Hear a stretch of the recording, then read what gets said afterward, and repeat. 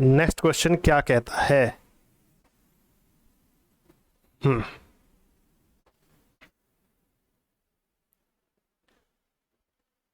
तो भाई अब 7th to 11th क्वेश्चन हमारा पैराग्राफ का है। हमेशा की तरह से एक बार मैं तुम्हें पैसेज डिस्प्ले करता हूँ कंप्लीटली। ठीक है, ये रहा पैसेज और यह रहे इसके ऑप्शंस। ठीक है, 11th क्वेश्चन तक, इसके बाद आगे का क्वेश्चंस होंगे, तो इनको अटेम्प्ट करते हैं सेंस समझते हुए। किसी को भी कोई भी डाउट होगा तो वो पूछना। ठीक, अब मैं पैसेज का सेंस समझाना शुरू करता हूँ। मैं पूरा पैसेज इसीलिए डिस्प्ले करता हूँ ताकि तुम एक बार इसे मेरे करने से पहले, मेरे समझाने से पहले अटेम्प्ट कर लो। ठीक है, ताकि तुम्हें अपनी स्किल्स भी पता लगे। अब देखो ध्यान से, आगराज मार्ले मार्वल, ये कोई बिल्डिंग का नाम है। आगरा की ये जो बिल्डिंग है, has such an overwhelming presence, इसकी इतनी अच्छी प्रेजेंस है। ओवरवेलमिंग का मतलब जिसे देख करके मन खुश हो जाता है। ठीक है, जिससे मन में भाव भर जाते हैं।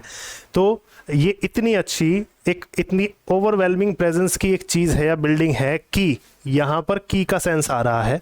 7th ब्लैंक में की का सेंस आ रहा है कि जो दूसरी बिल्डिंग्स हैं इन द टाउन में हैव बीन रेलिगेटेड और इसके बाद में कुछ वर्ड आएगा ओब्लिवियन, कि जो दूसरी बिल्डिंग्स हैं उनको लोग भूल ही गए हैं।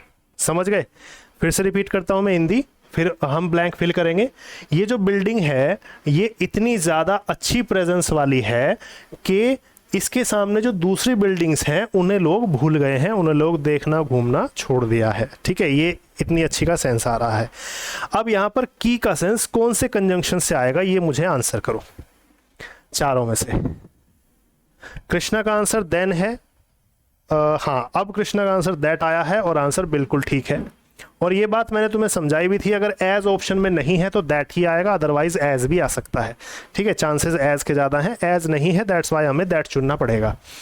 ठीक, तो की दूसरी बिल्डिंग्स जो है भुला दी गई हैं। अब यहाँ पर आपको एक फ्रेज लिख लेना है, आइडियम फ्रेज में से है ना। इस चीज़ को आप लिखेंगे रेलीगेट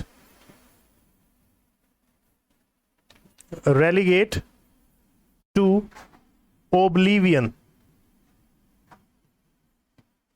ये एक फ्रेज याद करेंगे जिसका मतलब होता है भुला दिया जाना या छोड़ दिया जाना। ये आप इसका मीनिंग याद रख लेंगे। ठीक है, और इस फ्रेज में आप ध्यान देंगे कि इसमें टू प्रीपोजिशन फिक्स होती है। दैट्स वाई आपको यहाँ पर जो आंसर लगाना होगा 8th का, वो सी आंसर लगाना होगा। 2 आंसर यहाँ पर आ जाएगा। क्लियर है? चलो अब आगे मूव करते हैं नेक्स्ट क्वेश्चन की ओर, कि दूसरी बिल्डिंग्स इसके सामने भुला दी गई हैं। ये इसका आंसर आपको समझ में आ रहा है। ये बिल्डिंग इतनी अच्छी है, प्रेजेंस में इतनी ओवरवेलमिंग है। ठीक, अब नेक्स्ट क्वेश्चन, नेक्स्ट लाइन क्या कहती है? अमंगस्ट सच 60 ओल्ड मॉन्यूमेंट्स, इस तरह की अगर दूसरी मॉन्यूमेंट्स में देखें इन टाउन, इस शहर में, यहाँ पर इस शहर में का सेंस आ रहा है। इसका सेंस कौन से वर्ड से आ सकता है वो तुम देखना। ठीक है, इस शहर में इस तरह की 60 दूसरी बिल्डिंग्स हैं और मॉन्यूमेंट्स हैं।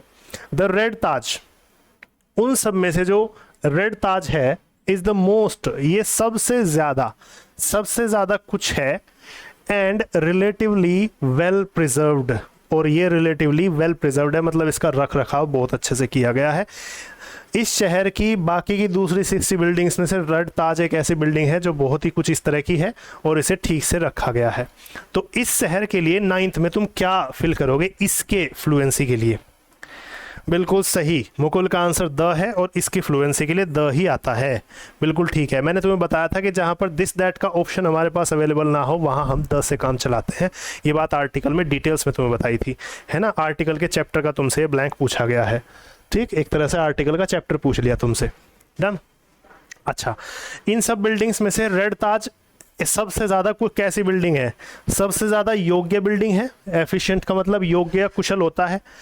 इसके बाद में एडिक्वेट, सबसे ज़्यादा उचित बिल्डिंग है, सबसे ज़्यादा एक्टिव बिल्डिंग है, या सबसे ज़्यादा भव्य बिल्डिंग है, सबसे ज़्यादा सुंदर बिल्डिंग है? कौन आंसर करेगा? चारों के मीनिंग मैंने बता दिए, जल्दी से आंसर करो। सबसे ज़्यादा किस तरह की बिल्डिंग है red Taj?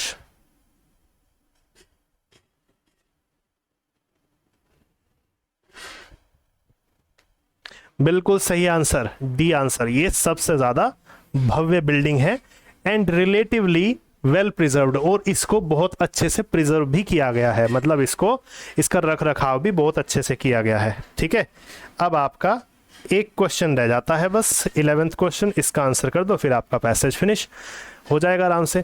The tomb in red sandstone, जो कब्र है किसमें, रेड सैंडस्टोन में, वॉज, इसको कुछ किया गया था बाय एन हैसिंग, बाय एन हैसिंग, ये किसी लेडी का नाम है, बाय एन हैसिंग, ये एन हैसिंग के द्वारा कुछ की गई थी।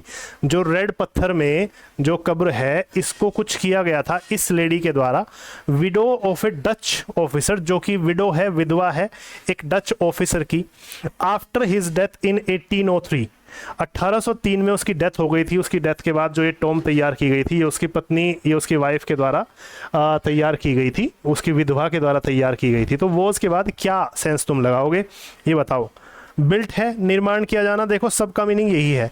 अब वाजवर के बाद पैसिव वॉइस है तो वर्ब का कौन सा रूप आएगा, बहुत बेसिक क्वेश्चन तुमसे पूछा है और आंसर यहाँ पर बिल्कुल सही आया है। कृष्णा का भी, मुकुल का भी, बिल्ट वर्ब की थर्ड फॉर्म हमें चाहिए जो कि ए ऑप्शन में है। तो ये ऑप्शन फिल करने के साथ में आपका ये पैसेज भी फिनिश हुआ। डन। कोई और डाउट होगा तो पूछना। अब बढ़ते हैं हम नेक्स्ट क्वेश्चन की ओर। ठीक, चलो।